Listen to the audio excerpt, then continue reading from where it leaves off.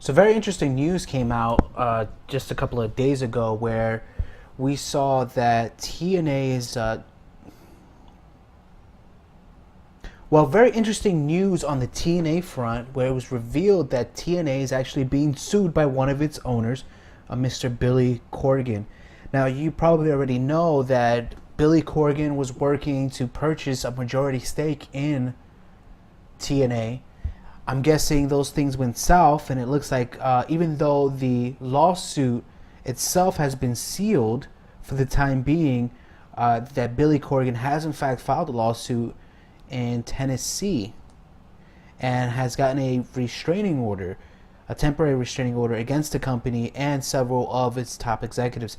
So, I mean, something crazy has gone on right now with Billy Corgan, but that's not even the end of it. I mean, there's more that came out of it because it seems like in just a matter of days, Billy Corgan went ahead, filed a lawsuit against Dixie Carter, her husband, and a bunch of and the company itself.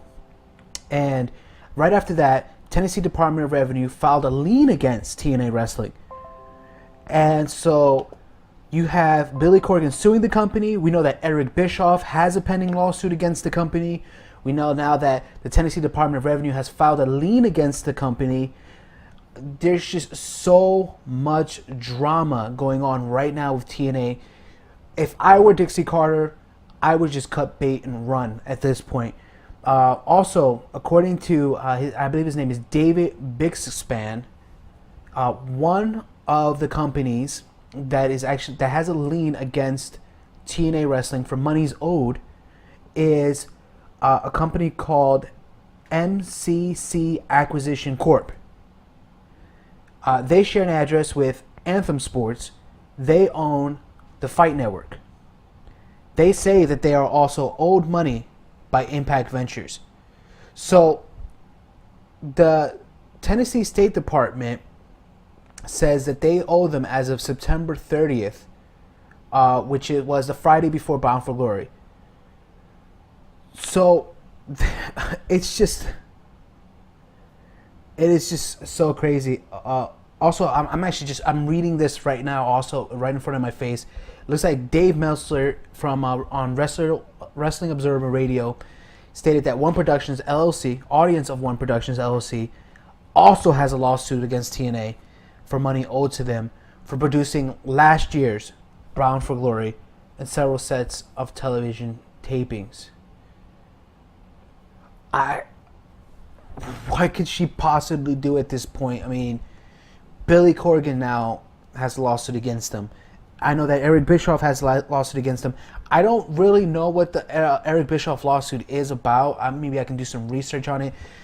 I really doubt it's for anything that had to do with him loaning them money. It's probably more like for monies owed.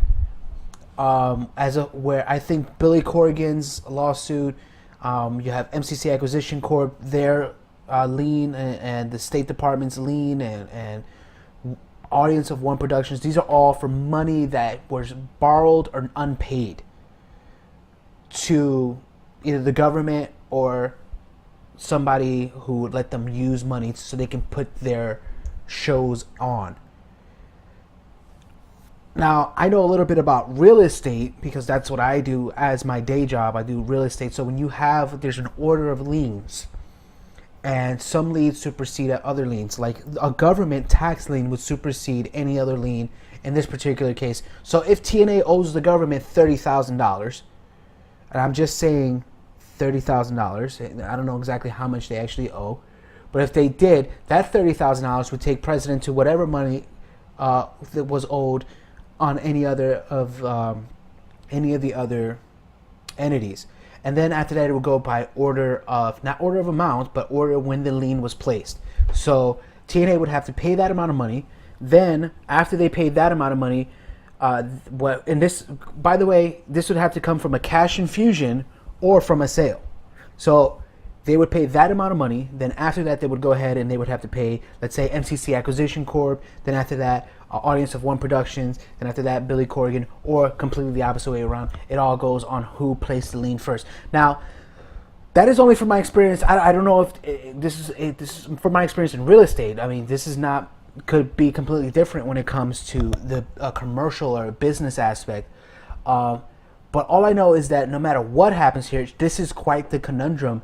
And I don't know where Dixie Carter goes from here. I don't know where TNA goes from here when they have all these lawsuits and all this money that are being owed at the same time as we're hearing that they have absolutely nothing in the bank.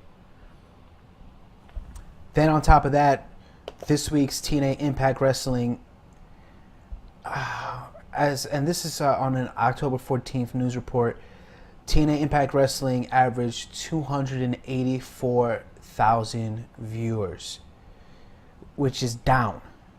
It's down from 305 million viewers. So that is just tough. I don't know where they're going. I would love for you guys to tell me in the comments what you think. Where do you think TNA can go from here? Your guess is probably as good as mine.